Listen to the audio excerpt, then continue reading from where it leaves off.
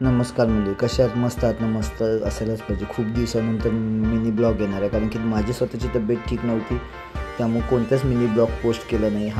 जयपूरला जाण्यासाठी ट्रेन माझी 5 ते 6 तास लेट होती.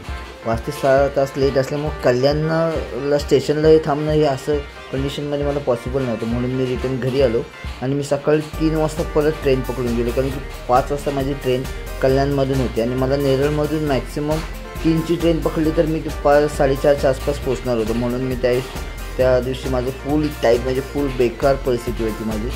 ना झोप झाली का काहीच झालं. ट्रेनमध्ये जरी किती आपण झोपलो तरी तेवढं आपल्याला कम्फर्टेबल झोप होत नाही आणि ती पूर्ण पण झोप होत नाही आहे. अशी त्या दिवसाची माझी कंडिशन होती.